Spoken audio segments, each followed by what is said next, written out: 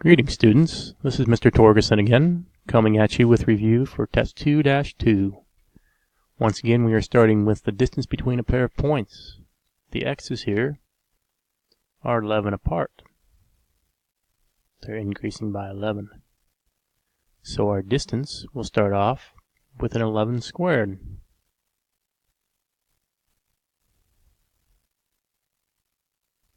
The y's, this time, are 2 apart. They're increasing by 2.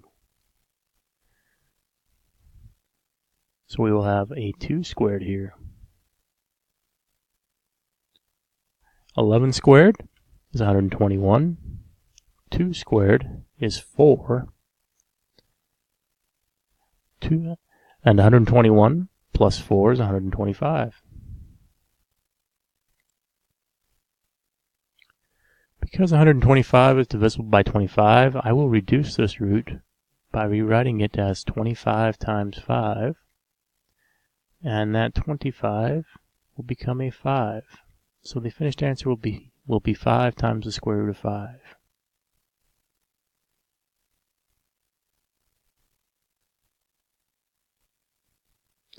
I do expect the roots reduced on the tests.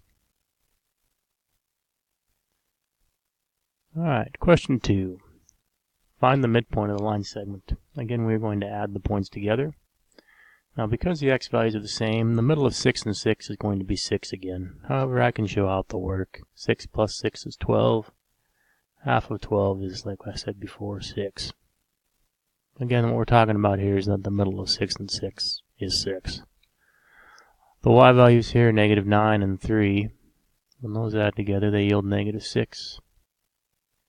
And half of negative 6 is negative 3.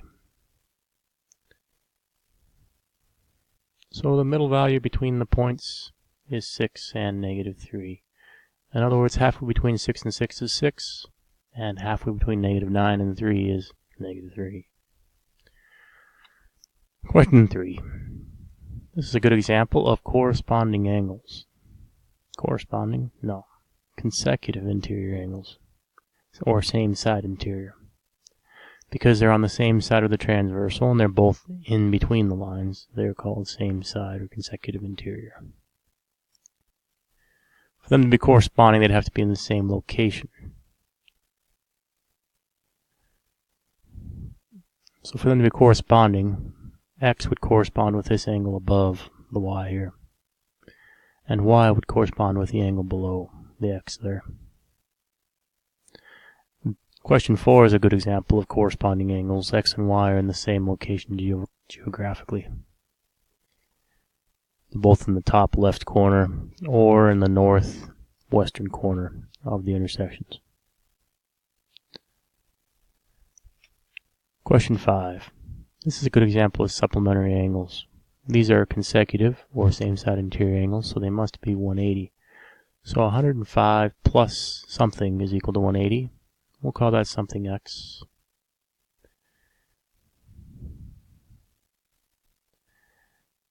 So we're going to subtract 105 from 180 here to get our answer, which will be 75 degrees.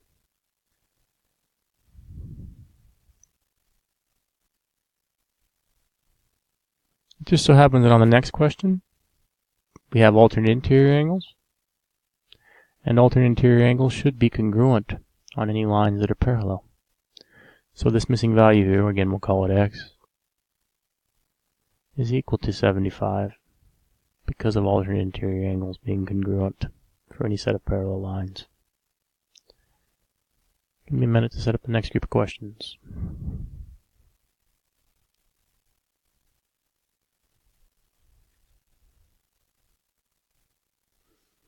And we're back. Question 7. These are alternate exterior angles. In other words, they're on opposite sides, or alternating sides of the transversal, both outside of the parallel lines. So these will be congruent. So I'll set 10x minus 8 equal to 8x plus 10. Now the reason I'm putting 10x on the left here is because it is larger than 8x, so I prefer to put my larger x term on the left. But again, solving for x is going to be the same pretty much no matter which way you set it up. it's just going to have negative division. So taking 8 from 10x is going to yield 2x. And adding 8 to 10 is going to yield 18. Dividing 18 in half will yield our answer here, which will be 9. I should verify that the angles are in fact congruent by substituting 9 back in for x here. So I'll put 9 in, and I will get 72. 8 times 9 is 72, plus 10. So that angle appears to be 82. And here I will get 90. 9 times 10 is 90, minus 8. That angle also appears to be 82. Therefore, these angles are congruent, so I have done the problem properly. Question 8. This is an example of consecutive, or same-side interior angles. So I will add these together, and they will be equal to 180. So 35x plus 75 should be equal to 180.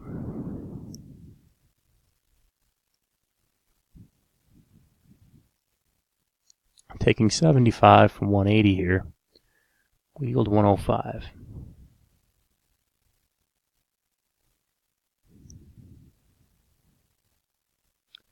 And dividing 105 by 35 will yield the value of x is equal to 3. I should verify once again that these ones happen to be supplementary. So when I substitute x as 3 back in, 35 times 3 is 105, plus 2 is 107. 107 and 73 are in fact supplementary, so I've done this problem properly. Classify each triangle by its angles and its sides. So I do want 2 names here for each triangle, an angle name and a side name. The angle names are acute, obtuse, right, and equilateral. Equiangular, technically, which is congruent to equilateral, but equiangular is the angle name, equilateral is the side name. The side names are equilateral, scalene, and isosceles. So what I have here for the angle name, I have 2 congruent angles. Both of them are acute, and the third angle is also acute. So because all 3 angles are acute, my angle name here is acute. I'm going to put the angle name first, followed by the side name. I have 2 congruent sides. Because I have 2 congruent sides, it is isosceles. Again, isosceles is like isometric, isometry, meaning 2 of an item that go together. I don't know why I was writing isometric here. Isosceles.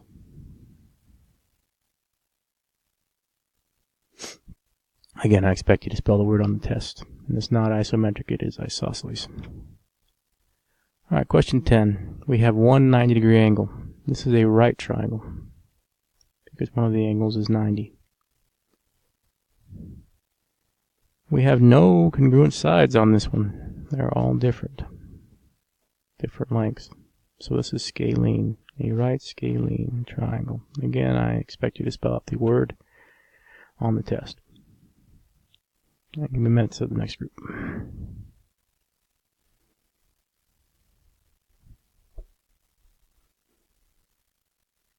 Alright, question 11. Find the slope of each line. I will subtract x from both sides. That will yield negative 3y equals negative x plus 3.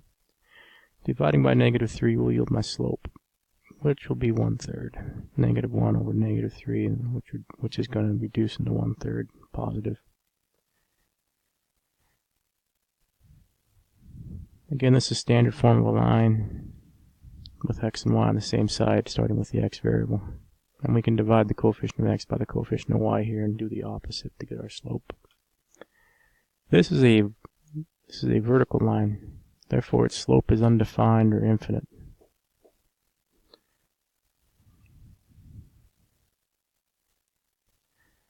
Here we have slope-intercept form, so the slope is written in front of the x variable.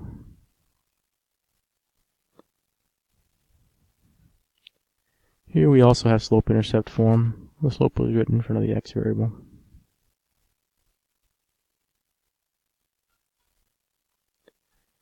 This is a horizontal line, meaning its slope is 0. Or you could also say it has no slope. meaning the slope is 0. And here again we've got standard form of a line. I'll subtract 8x over, then I'll divide both sides by 3. So this will be negative 8 over 3, or negative 8/3. Again, I can take the x value divided, the x coefficient divided by the y coefficient to get the slope on standard form. It is, however, always opposite. Alright, so which of the above lines are parallel? The ones with the same slope. Number 11 and 13 are parallel lines because they have the same slope. Which are perpendicular? Horizontal and vertical lines. This is the horizontal line here, y equals negative 3. The vertical line here, x equals 4. Horizontal and vertical lines are always perpendicular, so 15 and 12. And then slope lines with negative reciprocals for their slopes are also perpendicular. So question 11 and question 14, when you reciprocal with 1/3, it becomes 3, and it's opposite signs here. So those will also be perpendicular, as well as 13 and 14.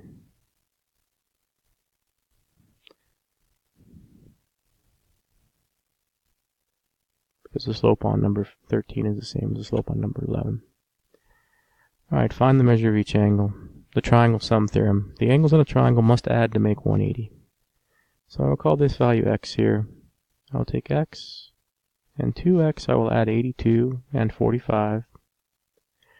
And this will be supplementary. So 82 and 45 is 127. So I'll subtract 127 here from 180 to get my value of x, which will be 53 degrees.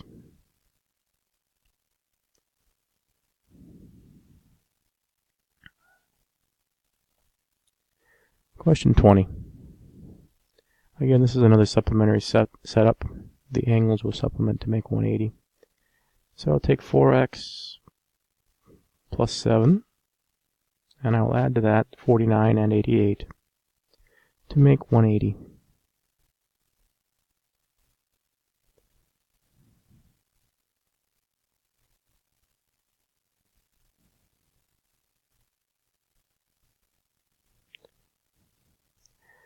So 49 and 88 and 7 here, we're going to add together. So 49 plus 7 is 56. 56 and 88 is 144.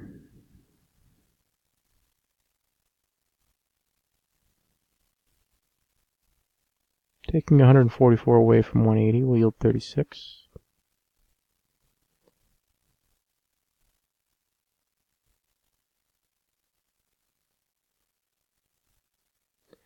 And 36 divided by 4 is 9. I should verify that this is in fact the proper angle by putting 9 back in for x and making sure that these three are supplementary angles. So 9, when it goes in for x, this is going to be 36, plus 7 is 45. And then 49 and 88 are a 49 and 88 are 137. So 137 plus 45, 43. 36 plus 7 is 43. Is in fact 180. 137 plus 43. So I have done this question properly. Alright, moving along.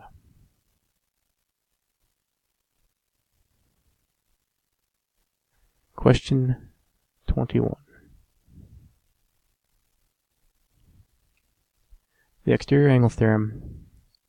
These two angles will add up to make this angle outside. So I'll take the sum of 105 and 51 here